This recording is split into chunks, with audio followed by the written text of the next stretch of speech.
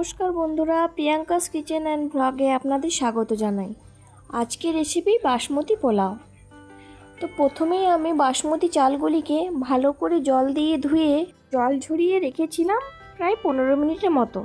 তো জলটা শুকনো হয়ে গেলে এর মধ্যে আমরা হলুদ, 1 চামচ ঘি, লবণ আর চেরা কাঁচা লঙ্কা দিয়ে ভালো করে মেখে নেব। মিশ্রণটি কিন্তু হালকা হাতে মাখবো, না হলে চালগুলি ভেঙে যাবে।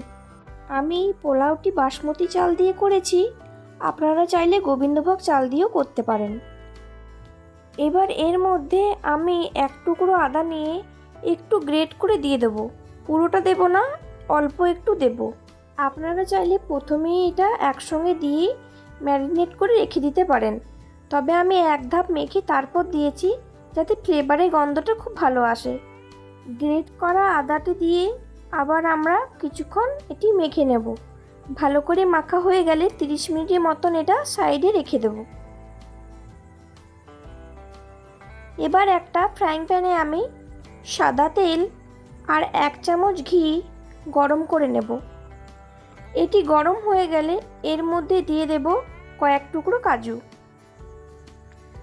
তো সবার প্রথমে কাজুটাকে একটু ফ্রাই করে নেব, কারণ কিশমিশ আগে দিলে কিশমিশটা পুড়ে যায়। হালকা হালকা ব্রাউন কালার চলে এলেই এর মধ্যে দিয়ে দেব কিছু কিশমিশ।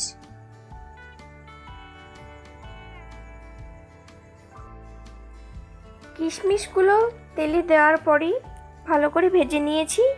এবার এগুলি তুলে নেব। ওই তেলেই একটা তেজপাতা, গোটা গরম মশলা ফোড়ন দিয়ে ভালো করে নাড়াচাড়া করব। যখনই গরম মশলার ভালো ফ্লেভারটা আসতে শুরু করবে তখনই দিয়ে দেব ম্যারিনেট করে রাখা বাসমতি চালগুলি।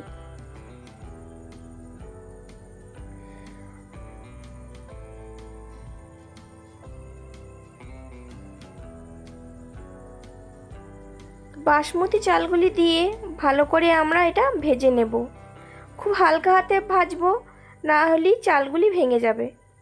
আর চালগুলি ভেঙে গেলে যখন সেদ্ধ হবে তখন এটা ঝরঝরে হবে না। চালটি ভাজার সময় চুলোর আঁচটা কিন্তু একদম মিডিয়াম আঁচে থাকবে। খুব আঁচ দিয়ে দিলে চালগুলি পুড়ে যাবে। এখানে আমি 6 কাপ মতো জল নিয়েছি, কারণ আমি এখানে 3 কাপ মতো চাল নিয়েছি। যে কাপ মেজারমেন্ট করে আপনারা চাল নেবেন তার দ্বিগুণ এটাতে জল দেবেন, তাহলে সম্পূর্ণ এই জলের রেশিওটা ভালো থাকলে একদম সম্পূর্ণ ঝরঝর হবে আর চালগুলি একদম একের ওপর এক চিটিয়ে যাবে না। এবার এর মধ্যে 1 চামচ লবণ দিয়ে একটু চিনি দিয়ে দেবো। এখানে আমি 3 চামচের মতো চিনি দিয়েছি, তবে আপনারা যদি একটু বেশি মিষ্টি খেতে চান তাহলে একটু বেশি দিয়ে দিতে পারেন। এবার এটি আমরা ঢাকা দিয়ে দেব।